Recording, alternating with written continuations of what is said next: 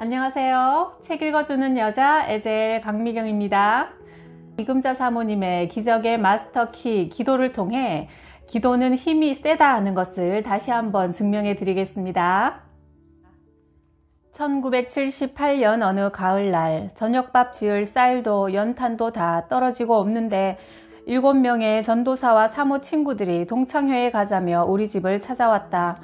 나는 그들에게 어려운 형편을 차마 말하지 못하고 우리 집에서 예배를 드리자고 했다. 모두 마음을 모아 간절히 기도할 때 주님은 큰 은혜를 부어주셨다. 예배가 끝나자 친구들은 주머니에 있는 돈을 다 털어서 내놓으며 매주 월요일마다 함께 모여 예배 드리자고 했다. 며칠 후 그 전도사님들에게서 연락이 오기를 모두 하나같이 성령이 충만하여 신방할 때 병자가 고침받고 가는 곳마다 하나님의 놀라운 은혜가 나타났다며 다음 주 월요일에 꼭 다시 모이자고 한다. 그것이 동기가 되어 매주 월요일 2시에 응답 기도회라는 이름으로 기도 모임을 시작했다. 그런데 통성으로 하는 기도 소리가 집 밖에까지 들려 동네 사람들이 시끄럽다고 항의하기 시작했다. 한 달 안에 이사가라고 협박해왔다. 어느 날 아파트 1층에 있던 어느 집에서 큰 불이 났는데 나중에 알고 보니 그 집에는 우리를 내쫓으려고 주민들에게 받아둔 진정서가 있었다. 그 후 몇 달은 잠잠하다가 다시 3층에 사는 무당이 주민들을 주동해 진정서를 받았다. 무당은 신당에 그 진정서를 놓아두고 잠자리에 들었다. 그런데 꿈에 흰옷 입은 할아버지가 나타나 빨리 진정서를 내놓으라고 호통을 치더란다. 그리고 흰옷을 단정하게 차려입은 여러 사람들이 진흙 속에서 허우적대는 사람들을 살려내려고 온갖 힘을 쓰는 모습을 보여주며 너도 그들과 함께 저 불쌍한 사람들을 살려내야 한다. 그렇지 않으면 너는 죽는다고 호통치는 소리에 놀라 잠에서 깼다고 한다. 그래도 깨닫지 못한 무당이 굿을 하고 집으로 돌아왔는데 갑자기 꿈에 본 그 할아버지가 나타나서 너 정말 말 안 들을래? 하며 어깨를 툭 쳤다. 무당은 정신을 잃고 쓰러졌고 입이 돌아가고 몸 한쪽을 전혀 쓰지 못하게 되어 병원에서 치료를 받았으나 낫지 않아 하는 수 없이 퇴원하여 집으로 돌아왔다. 무당이 아들에게 105호 아주머니를 데려오라고 했다며 아들이 나를 찾아와 부탁하여 나는 그 집을 방문했다. 그 무당은 항상 나를 보면 입을 삐죽거리고 고개를 흔들고 비웃으며 소리만 지르고 기도하면 모든 게 다 되는 줄 아냐? 하고 비아냥거렸고 동네 사람들에게는 젊은 것들이 일하기 싫으니까 모여서 소리나 지르고 먹고 놀기나 한다며 흉을 보았었다. 내가 그 집에 들어서는 순간 무당은 눈물을 흘리며 한쪽 손으로 비는 모습을 했다. 나는 그녀가 너무나 불쌍하게 느껴져 붙잡고 함께 울면서 1시간가량 간절히 기도했다. 하나님, 이 무당을 고쳐주셔야 우리 응답 기도회가 계속 예배드리고 전도할 수 있습니다. 그러자 참 감사하게도 무당의 입이 돌아왔고 그 후 무당은 월요일마다 우리 기도회에 참석하면서 점점 몸이 풀려서 병이 나았고 우리 교회에 출석하게 되었다. 그 일이 있은 후 응답 기도회는 아파트 주민들의 인정을 받게 되어 월요일이면 불교인도 맛있는 음식을 해오고 핍박하던 사람들도 하나님이 정말 살아계신다고 입을 모아 말했다. 대학을 졸업한 후 정희가 취직이 잘 되지 않아 작정 기도를 함께 했다. 나는 백수인 딸에게도 5,000원, 1,000원이라도 매일 헌금을 드리며 기도하게 했고 그 헌금으로 개척교회 사모님들과 함께 산기도 갈 때 간식을 준비했다. 이렇게 정성으로 드리는 딸의 기도를 받으시고 하나님께서 극동방송의 PD로 취직시켜 주셨다. 정희의 결혼을 놓고 40일 작정기도를 할 때 남편은 의사 사위도 얻고 싶고 목사 사위도 얻고 싶은데 딸이 하나니 어쩌면 좋으냐고 했다. 40일 기도 후 맞선 자리가 들어와서 선을 보러 나가니 의사면서 동시에 목사인 사윗감이 나왔다. 감사하게도 남편의 바람이 이루어진 것이다. 두 번째 만났을 때 사윗감은 와이셔츠 손목이 다 다른 것을 입고 나왔다. 내가 하나 새로 사주겠다고 하니 아직 젊으니까 알뜰하게 입는 것도 괜찮다며 사양했다. 검소하고 겸손한 모습이 보여 하나님께 감사했다. 드디어 결혼 날짜를 잡고 막상 혼수를 준비하려니 걱정이 앞섰다. 시댁에서 넓은 집을 마련해 주셨는데 그 집을 다 채우려니 우리 형편에는 너무나 버거운 일이었다. 남편은 목사가 무슨 돈이 있어. 목사네 집이니까 사돈들도 이해하실 거야. 했지만 나는 그래도 최소한의 예의는 차려야 할 것 같아 이만저만 걱정이 아니었다. 내가 고민하며 기도할 때 하나님께서 시장 바구니만 준비하라고 하시는 것이다. 하나님 말씀에 순종하는 마음으로 정말 바구니만 달랑 들고 시장으로 나갔는데 거기서 우연찮게 아는 전도사님 한 분을 만나게 됐다. 그분은 나를 반기면서 저번에 저를 위해 기도해 주신 것이 감사해서 금일봉을 준비해서 다녔는데 이렇게 만나게 되니 너무 잘됐다며 봉투를 하나 건네주는 것이다. 그 돈으로 간소하게나마 넉넉히 결혼 준비를 잘 할 수 있었다. 한 번은 어느 부부가 찾아와 상담을 요청했다. 먼저 남편이 자기 이야기를 했다. 사명이 있어서 목회길을 가려고 하는데 아내가 완강히 반대합니다. 어떻게 해야 제가 하나님의 뜻을 따를 수 있을까요? 그러자 부인은 내가 있는데도 남편에게 불같이 화를 내며 기세등등하게 말했다. 우선 먹고 살아야 주의 일도 할 수 있죠. 그리고 꼭 신학을 해야만 하나님 일을 하는 건 아니잖아요. 내가 혼자서 과일 장사를 하며 어떻게 생계를 책임져요. 그러니 신학 공부는 절대로 안 돼요. 두 분의 심정이 다 이해되어 참 난감했다. 그래서 월요일 오후 2시에 우리 집에서 같이 기도하면 하나님께서 응답해 주실 것이라 했다. 그 부인은 매주 기도회에 참석하며 한 번은 합심하여 간절히 기도하던 중에 입신을 했다. 잠시 후 깨어난 부인이 상기된 표정으로 말했다. 제가 안개속 같은 곳으로 한참 빨리 올라가는데 어떤 분이 저 아래를 보라고 해서 내려다 보았어요. 그런데 남편이 날개 달린 옷을 입고 강대상 위에서 설교하고 있지 뭐예요. 그리고 저도 그곳에 많은 성도들과 함께 앉아있는 모습이 보였어요. 다시 눈을 비비고 쳐다봐도 정확히 그 모습이 보였어요. 그 후 남편은 신학교에 들어가고 부인은 남편의 뒷바라지를 불평 없이 열심히 했다. 남편은 목회자가 되어 서울 성산동에서 교회를 개척했고 나는 여전도회 헌신예배를 인도하기도 했다.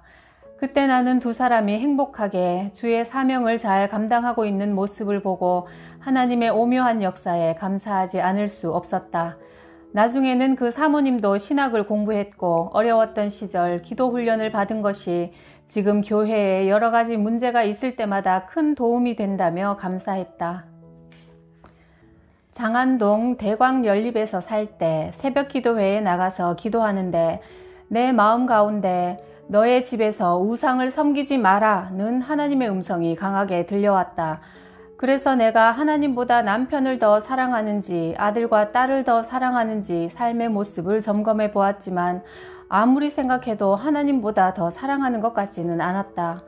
하도 이상해서 나는 3일 금식하며 기도하다가 우리 집 지하실에 새롭게 새 들어온 사람이 신당을 꾸며놓고 굿을 하는 무당이라는 사실을 알게 되었다. 장롱 속에 우상을 감춰두고 굿할 때만 장롱문을 열고 하니 겉으로 보기엔 알 수 없었던 것이다. 얼마 뒤 하나님은 내게 꿈으로도 너희 집에서 우상 숭배하지 마라고 말씀하셔서 지하실 방에 내려가 보니 마침 굿을 하고 있었다. 다음날 아침 내가 그 무당 할머니에게 물었다. 우리 집이 목사님 가정인 걸 모르십니까? 아니 그게 무슨 상관이요? 사람마다 각각 믿는 신이 다르고 종교의 자유가 있는데 어때요? 하며 계약한 대로 1년 안에는 죽어도 이사할 수 없다고 떼를 썼다. 손해배상을 해드릴 테니 이사하라 해도 안 된다고 고집을 부려 나는 시비를 작정하고 삼각산으로 기도하러 올라갔다. 작정 기도를 하는 중에 나는 더 이상 당신 집에 머물고 싶지 않으니 이제 그만 내려오시오 라는 느낌을 받고 집으로 내려와 보니 그 할머니는 교통사고로 병원에 누워 있었다. 그리고 아들이 와서 급하게 짐을 꾸려 이사하는 모습을 보며 작정 기도가 힘이 세다는 것을 체험했다. 손해배상을 해준다고 해도 안 나가겠다며 버티던 사람이 기도하니 제 발로 걸어 나갔으니 말이다. 서 집사님은 연세대 영문과 출신으로 모 호텔 판촉부장으로 일하고 있었다. 세상 모든 것을 자신이 마음먹은 대로 움직일 수 있다는 자신감으로 살아온 집사님이 우리 응답기도회에 나오던 어느 날 삼각산 능력봉에 올라가서 기도회 모임을 가졌다. 우리가 기도를 하다가 도시락을 먹으려고 꺼냈는데 도시락을 담은 비닐봉지가 바람에 날려 밑으로 떨어져 보이지 않게 되었다. 그 순간 서집사님이 먹고 난 도시락을 봉지에 넣어야 되는데 하자 내가 무심코 하나님은 능치 못하심이 없으시니까 비닐봉지가 다시 날아와 우리 앞에 올라올 수도 있을 겁니다 했다. 그러자 서집사가 비닐봉지가 다시 날아 올라와 우리 앞에 떨어지면 내가 모든 것을 다 버리고 주의 일을 하겠다고 이야기했다. 우리 회원들이 친목을 나누며 맛있게 도시락을 먹었는데 30분 정도 지났을 때 바람에 날려 밑으로 떨어졌던 비닐봉지가 우리 앞으로 다시 팔랑거리며 날아왔다. 우리는 모두 깜짝 놀랐고 어느 곳에서나 우리의 기도를 들으시고 역사하시는 하나님께 영광을 돌렸다. 그 후 서집사는 자신이 했던 약속대로 생활을 정리하고 미국 워싱턴으로 신학을 공부하러 떠났다. 지금은 전도사로 사명을 잘 감당하고 있다. 정서가 매우 불안해 보이는 어느 여자가 상담을 요청해 왔다. 결혼 전에는 교회를 잘 다녔는데 믿지 않는 가정으로 시집가서 교회와 멀어졌다고 했다. 불교를 철저히 섬기는 시집 식구들을 따라 자주 절에 가서 불공도 드렸고 집에는 무당이 새들어 살고 있었다. 3남 1녀를 두었는데 어느 날 막내딸이 초등학교 5학년 때 갑자기 교통사고로 세상을 떠났다. 그 아이는 얼굴도 예쁘고 영리하고 재능이 많아 무엇이든 잘해 온 가족의 사랑을 독차지했기에 그 어머니는 충격을 받아 정신 이상이 와서 열심히 절에 가서 불공을 드려도 병이 낫지 않아 친언니의 인도로 다시 교회에 다니게 되었다. 그런데 교회 가서 설교를 들을 때는 하나님이 살아계신 것 같다가도 혼자 집에 있으면 어린 딸이 보고 싶어 미칠 것 같다고 했다. 응답 기도회에 참석해 나와 같이 기도하자고 권하여 기도 모임에 열심히 참석하면서 은혜를 받아 지금은 새 사람이 되었다. 또한 셋째 아들이 관절염, 심장병으로 고생을 많이 했는데 어머니를 따라 교회에 다니면서 믿음이 생겨 병도 낫고 신학 공부를 해서 목사가 되어 주의 일에 충성하고 있다. 말레이시아에서 선교사로 사역하고 있는 김 사모님한테서 전화가 걸려왔다. 같이 사역하는 다른 선교사가 김 사모님 부부를 모함하고 한국에서 오는 선교비를 모두 가로채 갔다는 것이다. 그 선교사가 한국의 후원자들에게 중상모략을 해서 김 사모님 부부는 영락없는 나쁜 사람 취급을 받게 됐고 선교비도 모두 끊겼다는 얘기다. 한국에 나와서 얼굴을 들고 다닐 수도 없어 이러지도 저러지도 못하고 있다는 하소연을 하는 김 사모님에게 나는 이렇게 권면했다. 그저 더욱 열심히 기도만 하세요. 그러면 하나님께서 하만과 모르드게처럼 입장을 바꿔주실 겁니다. 너무 답답하고 속이 상해서 기도도 나오지 않거든.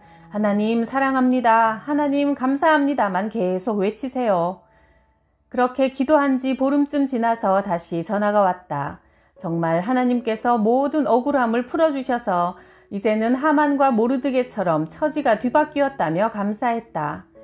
기도만이 우리를 환난에서 승리로 이끌어 줄 수 있다. 그러니 낙심하지 말고 기도하면 하나님께서 크고 비밀한 일을 보이실 것이다. 응답 기도회가 소문이 나자 어느 교회 집사님이 찾아와 상담을 요청했다. 그는 인류대학을 나오고 돈도 많아 교만하기 이를 데 없었다.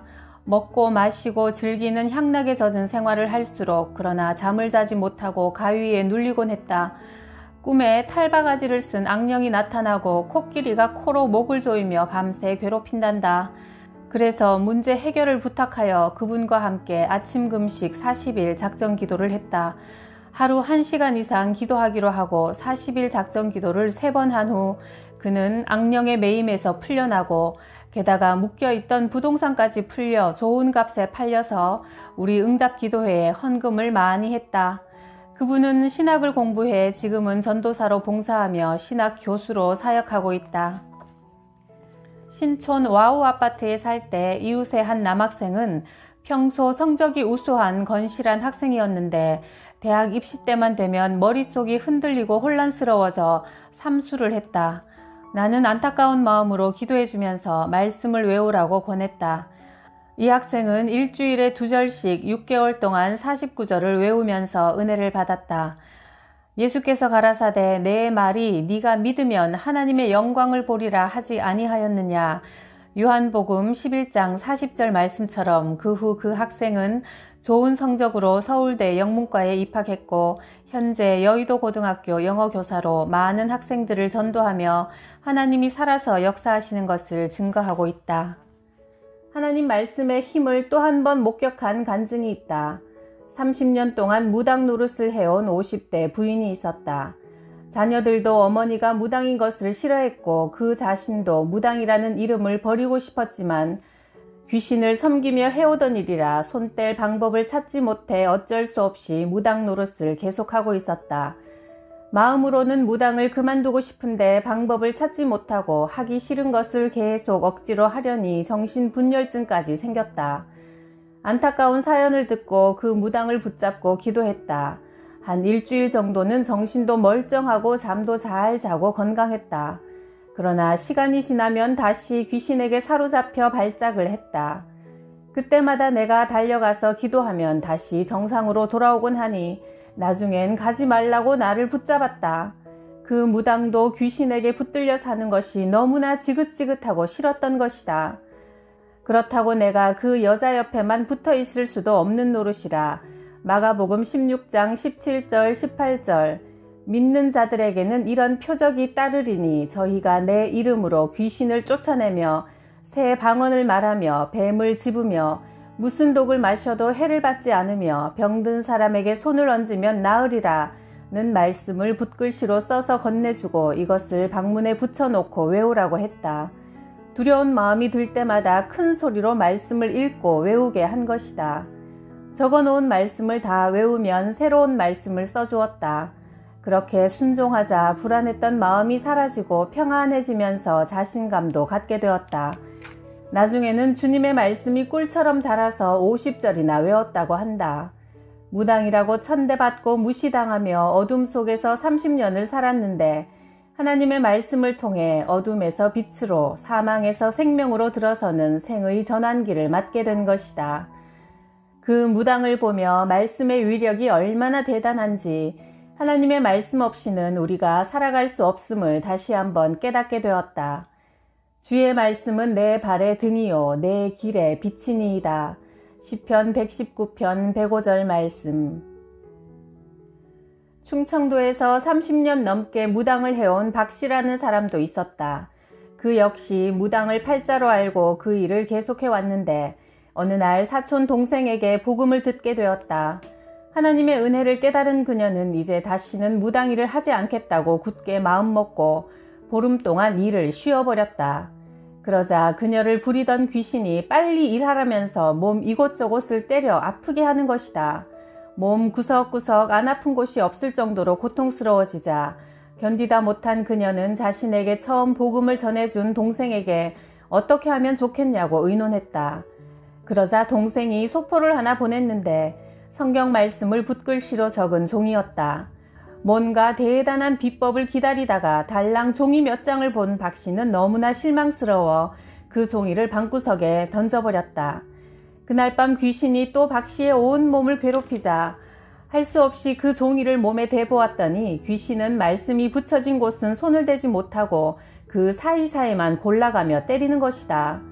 고통의 밤을 무사히 넘긴 박씨는 사촌 동생에게 이 붓글씨를 쓴 사람을 만나야겠으니 어디로 가면 되냐고 물어서 충청도에서 서울까지 나를 찾아왔다. 저는 30년 동안 무당을 해온 사람입니다. 이제 무당 일을 하지 않으려 하니 제가 섬기던 귀신이 저를 죽이려고 달라듭니다. 제발 이 귀신을 좀 떼어내 주십시오. 나는 매주 목요일 10시에 우리 교회에서 열리는 응답기도회에 나오라고 했다. 기도회 날 박씨는 맨 앞줄 강대상 앞에 앉더니 복채를 내야 한다며 감사헌금을 자발적으로 냈다. 곧이어 기도회가 시작됐고 나는 한 사람 한 사람의 어깨를 짚어가며 기도를 해주었는데 박씨가 기도하던 중에 쓰러지더니 이리저리 뒹굴고 토하며 한참 난리를 치다가 잠잠해졌다. 나중에 박씨의 이야기를 들어보니 귀신이 나가면서 이금자 이금자라고 내 이름을 10대 번 부르면서 이렇게 말했단다. 너는 스승 잘 만난 줄 알아라. 그러니 무엇이든 잘 배워라. 그 뒤로 무당이던 박씨는 예수님을 잘 믿어서 신학교에 갔고 지금은 목회자가 되어 마귀의 일을 멸하러 오신 예수 그리스도를 전하는 일에 힘쓰고 있다. 호텔 총 지배인은 모든 방을 열 수 있는 마스터키를 갖고 있다. 우리가 깜빡 잊고 열쇠를 방에 놓고 나와도 내 힘으로는 방문을 열 수 없지만 지배인에게 부탁하면 잠긴 방문을 마스터키로 쉽게 열어준다. 하나님은 우리 모두에게 하늘문을 여는 천국 열쇠를 주셨다. 기도할 때 모든 문을 닫고 여시는 하나님께서 어떤 문제라도 해결해 주시는 것이다. 너희가 내 이름으로 무엇이든지 내게 구하면 내가 시행하리라. 요한복음 14장 14절에 이 마스터키를 사용하여 더욱 기도에 힘쓰자. 축복의 수도꼭지인 기도 매일 틀어서 응답의 복 콸콸 받읍시다. 구독, 좋아요, 댓글의 복도 철철 부어주셔서 감사해요.